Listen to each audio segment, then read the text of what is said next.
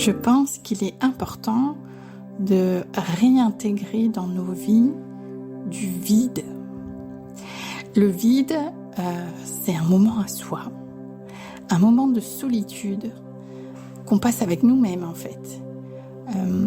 Et c'est un moment où, bien évidemment, il n'y a pas d'écran, on est juste là avec soi-même et potentiellement bouquiner, dessiner, mais être seul.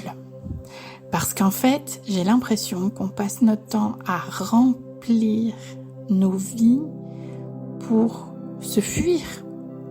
Et le mal-être qu'on est nombreux à ressentir, eh bien, pour ma part, je pense qu'il vient de ça. C'est que on ne s'accorde aucune importance.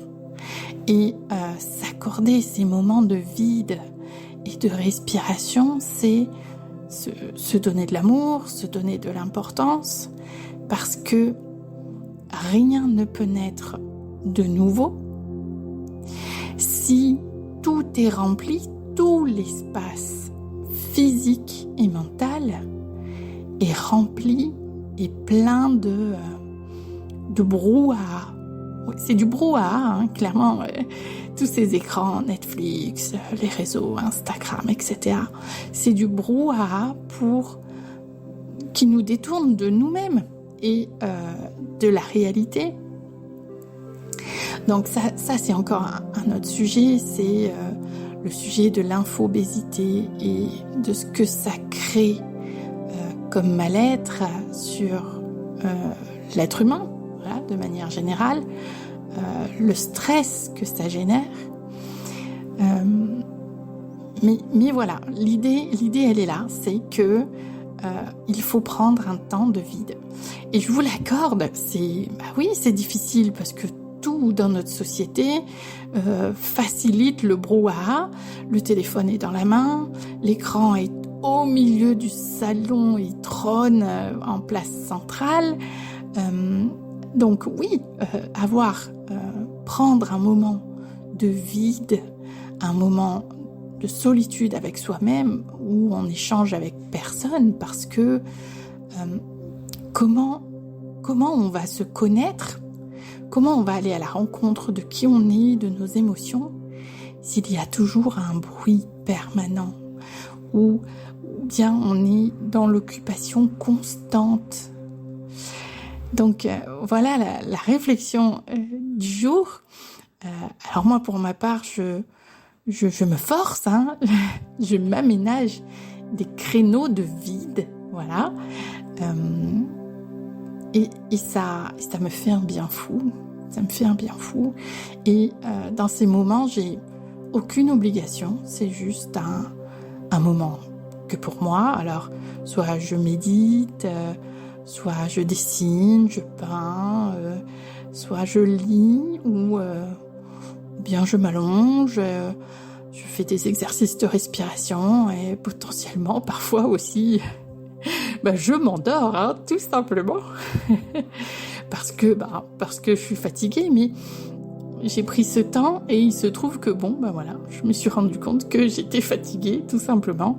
Et peut-être que si je m'étais occupée et que j'avais été dans ce bruit constant, j'aurais pas écouté ma fatigue, tout simplement. Donc, je vous conseille d'essayer, aménagez-vous des moments de vide. Alors, je vous dis pas que c'est facile, hein, parce que moi, je me suis retrouvée dans mon moment vide. Je me suis aménagé un petit coin chez moi, un espace à soi, voilà.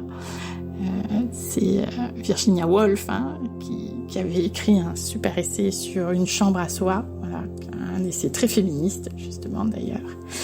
Et je pense que oui, on a tous besoin d'un espace à soi et notamment d'un moment de vide juste pour soi. Et moi, dans les premiers temps, oui, j'avoue que je m'ennuyais. Je me suis retrouvée dans mon petit coin, voilà, avec ma petite musique calme, et je me suis dit, bon, et maintenant on fait quoi ? Alors, rien que dans l'interrogation, on voit tout le problème, c'est que pour être, il faut faire. Donc déjà, à partir de là, on voit que, bon, il y a quand même des fausses croyances.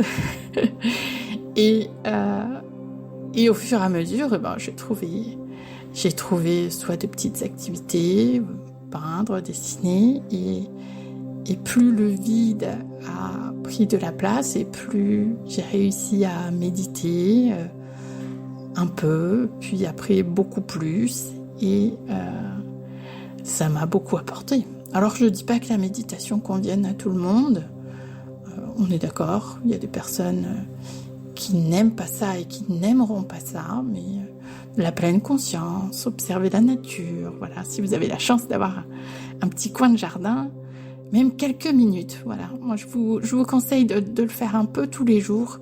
Commencez par 5 minutes. Et vous verrez qu'on arrive vite à 1 heure ou 2. Hein. Mais bon, voilà. Après, on a une vie de famille et il faut bien revenir à la réalité. Et la parenthèse s'arrête. Alors moi, je fais souvent ça le soir.